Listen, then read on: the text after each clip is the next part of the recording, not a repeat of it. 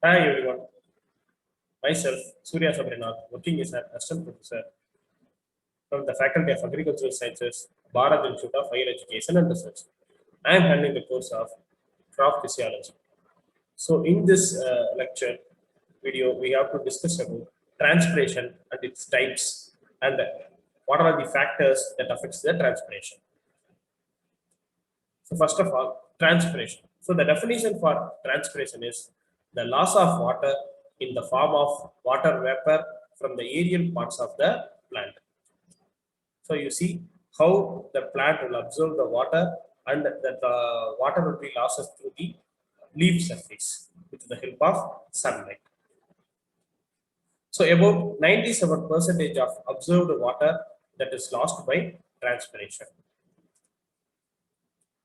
So different types of transpiration is there. So we go with one by one. So the first type is stomatal transpiration. So about 90 to 95% of water losses takes place in the stomatal transpiration. Then followed by that, second one is cuticular transpiration. So by cuticular transpiration, 5 to 10% of water will be lost.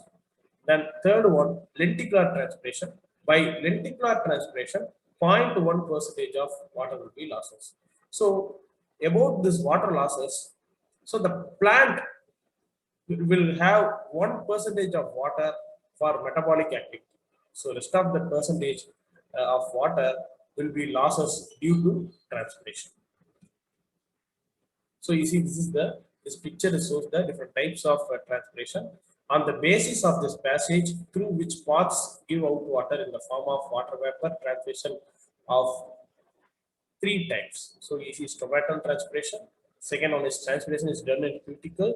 Third one is transpiration will be happened on lenticle. So cuticular transpiration. So cuticular transpiration means first of all, cuticular is the impervious to water even though some water may be lost through it. So it may contribute a maximum of about 5 to 10% of total transpiration. So this is the picture of cuticular transpiration. The cuticle layer is presented above epidermis layer. Next one is lenticular transpiration. So by lenticular transpiration, some water may be lost by woody stems through lenticles, which is called lenticular transpiration. Lenticles connect atmospheric air with the water saturated cortical cells. Water is lost from the cortical cells. It may contribute a maximum of about 0.1% of the total transpiration. Next one is stomatal transpiration. So it is the most important type of transpiration as constitutes 90 to 95% of the total transpiration. It takes place through the stomata on leaves. This is the structure of stomata.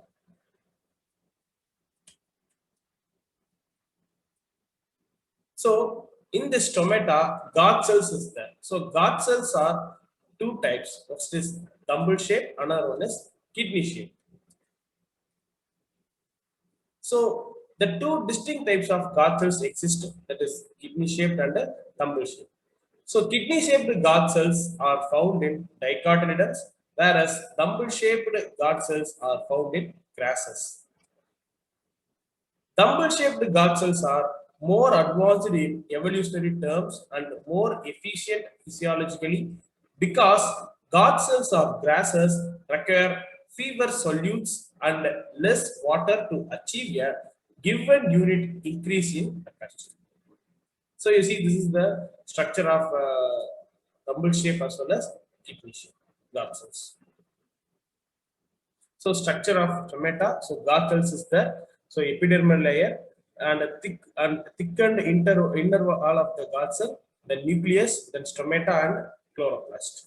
So you people are well known that stomata will be opens on day and closes on night because of this guard cells. If the cell is guard cells are turgid, it is open. If it is flaccid, the guard cells are closed. Okay. So stomata are minute pores of epithelial shape surrounded by two specialized epidermal cells that is known as guard cells. So the guard cells are kidney shaped in dicots and thumble shaped in monocots. The portion of guard cell wall lying close to stomatal aperture is thick and inelastic.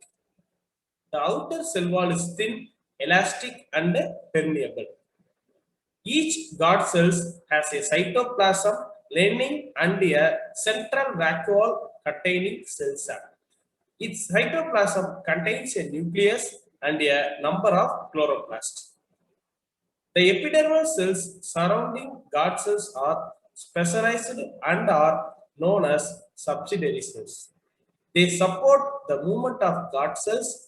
The size, shape, and the number of stomata of guard cells vary from plant to plant. The opening and closing of stomata are brought about by changes in the volume of and shape of the guard cells. Types of stomata. There are different types of stomatas there. We go with one by one. First one is hypostomatus. It is only on abaxial surface of leaf. Example, apple, orange, and a mulberry. Then second one is epistomatus. Epistomatus, it's only on adaxial surface of leaf in water lily. Then ampistomatus, stomata presence in the both surface. Your ampi means it presents in both sides. Okay. The example is sunflower and rice.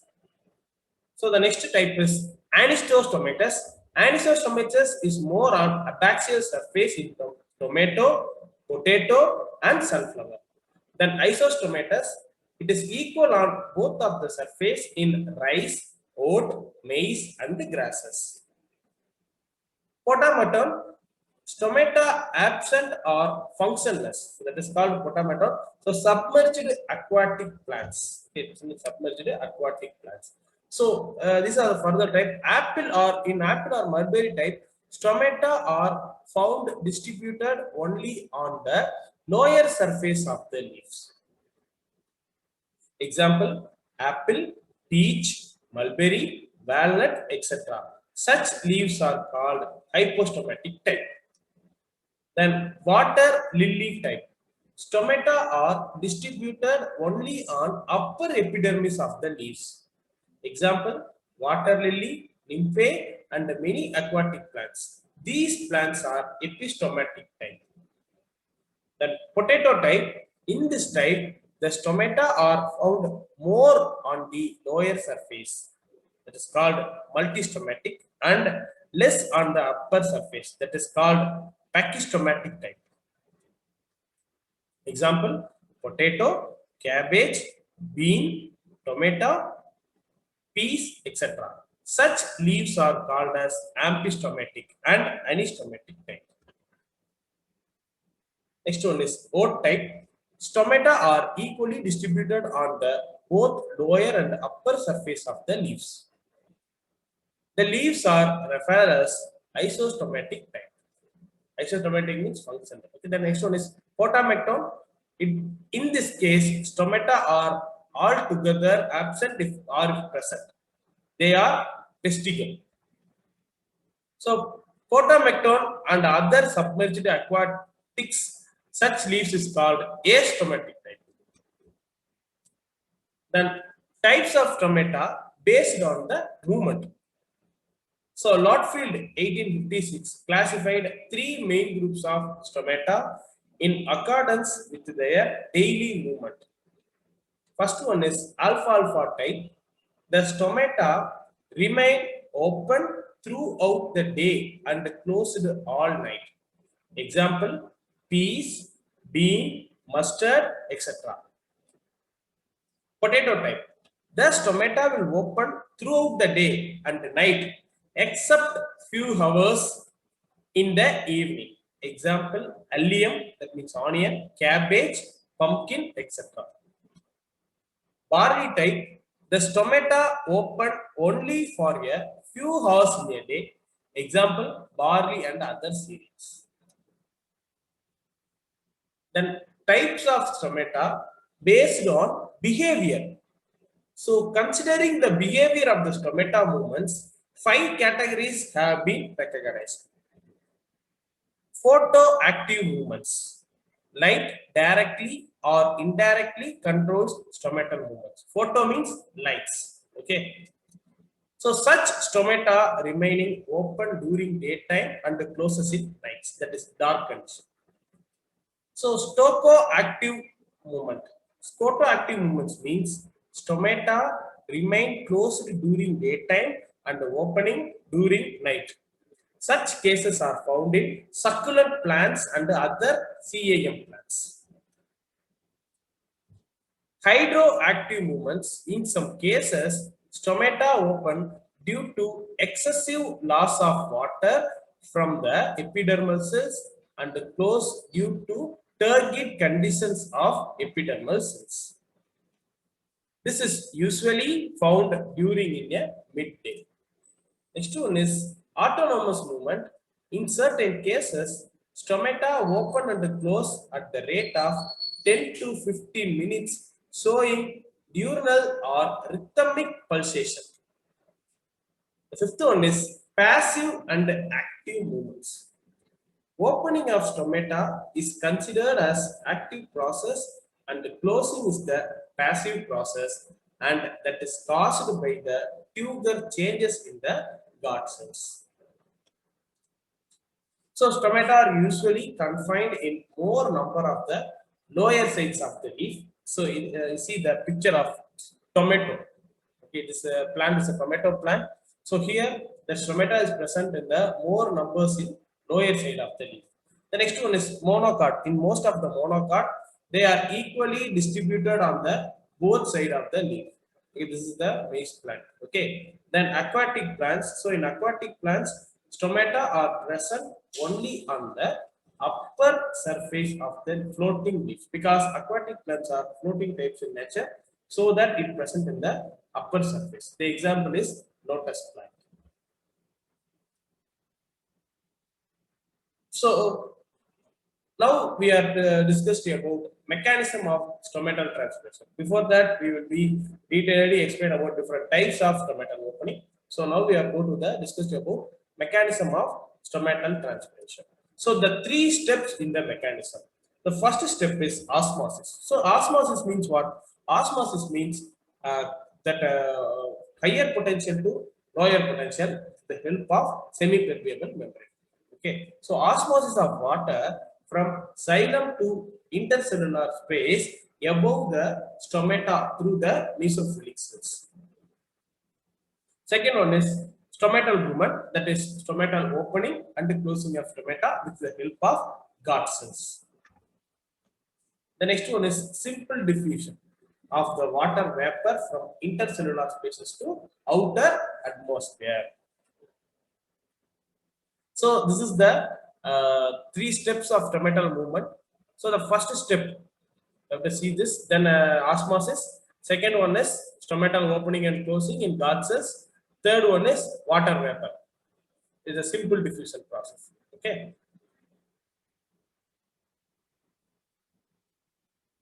Osmotic diffusion in transpiration.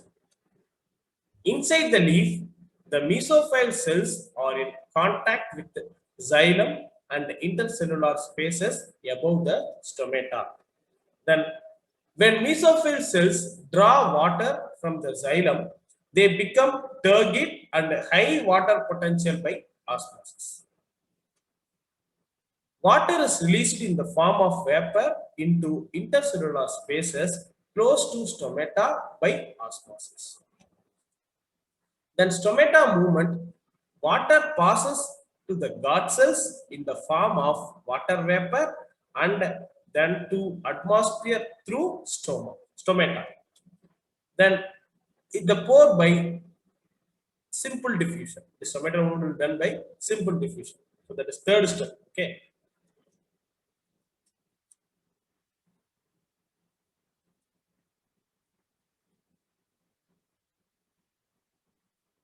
See, this is the picture. The guard cell. If it is open, means that cell is become turgid. If it is closed, means that cell is become flaccid. how the stomatal opening and closing will be takes place. So based on that water. So you are well known that xylem will be transport water to the entire plants. So if the water pressure is increased, that water enter into the guard cells and it become turgid. If the pressure is decreased, water will be released from the guard cells and it will become flushing. Okay, so daytime stomata is open, nighttime stomata is closed. So theories for mechanism of opening and closing of stomata. First two theories, theory of photosynthesis. Second one is starch sugar interconversion theory, that is Stewart theory. Third one is theory of proton transport and hormonal regulations. Theory of photosynthesis. So guard cells contains chloroplast, not other epidermal cell. So presence of light, photosynthesis will be takes place in the guard cell. Photosynthesis means light energy is converted as a chemical energy. So that is called photosynthesis. It is a simple definition. So in the production of sugars, so at the end that sugars will be production. So in the photosynthesis, first of all, starch will be produced. So that starch is in insoluble form. So the sugar is the soluble form. So starch is converted as a sugars. Okay. So next one is water potential decreases in guard cells. If the water potential is decreases, the waters enters into the guard cells and guard cells become turgid. Then stomata will be open. Okay. Next one is starch sugar interconversion theory. This is the classical theory. So based on the effect of pH on starch phosphorylase enzyme. So starch is produced from photosynthesis. It is in insoluble form. So starch plus one phosphate group during the light and high pH, it converts a soluble form that is called glucose 1-phosphate. Then this glucose 1-phosphate will, after conversion in soluble form, the water potential is decreases in the guard cells, so that water enter into the guard cells and the guard cell is present, guard cells become turgid and the stomata will be open. So in case, so day and night will be happened for completing a one day. So 12 hours of day, 12 hours of night. So due to the dark condition and low pH, again this soluble form of glucose will convert as starch. Okay. So what happened? Water potential is increases. So water comes out from the guard cell. Guard cell is become flaccid. The stomata will be closed. Next one is Stewart theory of stomatal opening and closing. So starch is converted as a glucose with the help of phosphate and light, and the pH is 7, and the enzyme involvement is starch phosphorylase. Now this glucose is converted as glucose 1-phosphate to glucose 6-phosphate with the help of enzyme phosphoglucomutase. Then this glucose 6-phosphate will convert as glucose plus 1-phosphate group with the help of phosphatase enzyme. So with the help of ATP and the hexokinase enzyme, again this glucose it converts as glucose 1-phosphate. After conversion of glucose 1-phosphate, again this glucose 1-phosphate will convert as a insoluble form of starch in dark and low pH, that is 5. So if it is in insoluble form, what happened? That water potential is decreases, so that water will be comes out and stomata will be closed. Okay. Then photon and potash exchange form. Okay, photon means that is hydrogen ions. So reaction in guard cells during day. So photosynthesis and malic acid. The formula of malic acid is C3H5O3COOH.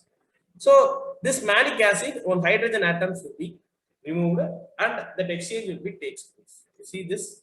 So here this exchange. So hydrogen atoms will be released and potassium and calcium comes inside the dark cells. So potassium and calcium acts as the osmolytes. So these osmolytes, after that osmolytes means that prevent crops from adverse conditions. Okay, and water potential is increases in decreases in guard cells, and the water enter into the guard cells, and the guard cell is become turgid. Stomata will be open. So at the time of night, reaction in guard cells during night. So in that night, dark condition. So that is absence of sunlight. So there is no photosynthesis will be takes place. So no hydrogen ions. So without photosynthesis, malic acids will not be produced. Okay. So here that there is no hydrogen ions. So the exchange will not be happen. So the potash and the coal will be released. So what happened? Water potential will be increased. Water will be comes out from the guard cells. The cell is become flaccid and the stomata will be closed. The next one, significance of transpiration. So advantages and necessary. Okay, advantages means necessary. So what are these significance? So what are the advantages of transpiration?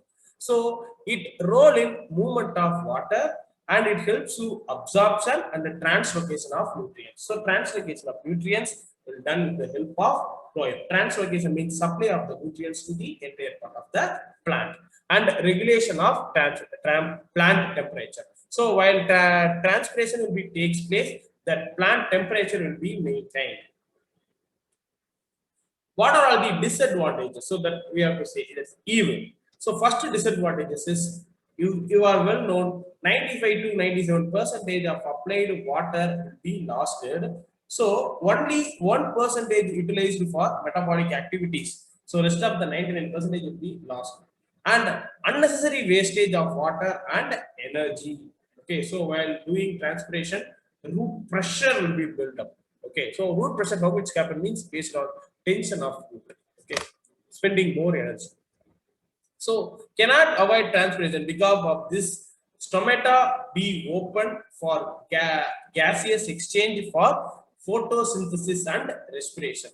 Without photosynthesis, respiration, plant cannot synthesize their own food and energy. So 1% of water is required for metabolic activity. So that transpiration is the necessary evil. Transpiration is the necessary evil. So the next one is guttation. So guttation means exhalation of liquid water droplets from the uninjured margin and tips of the leaves where vein ends through special type of the cell, hydathode or water stomata. So it takes place usually early in the morning when the rate of absorption and the root pressure are high while the temperature is very low. So you see this is a guttation, see the leaf margins. So this guttation means that the water droplets present in the leaves. So that leaves will not be get any damage or anything. But this guttation will happen due to the morning with in the special type of cell that is called hydathore or water stomata. So example plants tomato, strawberry, colocasia, nasturtium, and grasses. So you see this picture shows the guttation in grasses. So this picture shows in guttation in strawberry leaves. So what are the difference between transpiration and guttation? So we go with one by one, transpiration versus guttation. The first difference is it takes place throughout the day because stomatal will opening on morning and closed on night, dark condition. Okay, so due to high light and high pH 7, the stomata will be open. Due to dark and low pH, that is pH 5, the stomata will be closed. So transpiration will be takes place in entire day. But guttation, it takes place at night and in the early morning. Early morning only we see the droplets of the leaf surface, water droplets. Okay, then it does not depend on root pressure. Okay, it does not depend on root pressure, but it's only depend on root pressure. Water is lost from aerial parts of plants in the form of water vapor. But here, water lost as liquid oozes out from uninjured margin of leaves. It occurs mostly through stomata and also takes place through cuticles and lenticles. But it occurs only through hydatho, that is means water stomata. Transpired water is pure. Guttation fluid contains salts and sugars as aqueous solution. By transpiration, the leaf temperature is reduced, but in guttation, there is no such effect in plants. So these are all the difference between transpiration and guttation. Next, we are discussed about anti-transference. So anti-transference means certain chemicals or substances that are used to reduce transpiration in plants, that is called anti-transference. So three group of anti-transference. First one is stomatal closing type, second one is film forming type, and reflective types. So my question is, why anti-transference is necessary? Because we discussed about transpiration, so 95 to 97% of water will be lost, but 1% of water will be taken by plants for their metabolic activities. So while using anti-transference, we will reduce the water losses of in the plants. Okay. So stomatal closing type. So in these anti-transference induce the closure of stomata and reduce the rate of transpiration. The rate of CO2 diffusion into the leaf is also reduced, leading to low photosynthetic rate. The examples are phenyl mercuric acetate, so that is called PMA, then abscisic acid, that is ABA, carbon dioxide, that is CO2. Low concentration of phenyl mercuric acetate and carbon dioxide, promising results by partial closure of stomatal pore. Next one is film forming type. So by film forming type, these types form a thin film coating on the surface of leaf and inhibits the loss of water vapor from the leaf. They also inhibit minimum CO2 entry. Example is waxes, plastic films, silicone oils.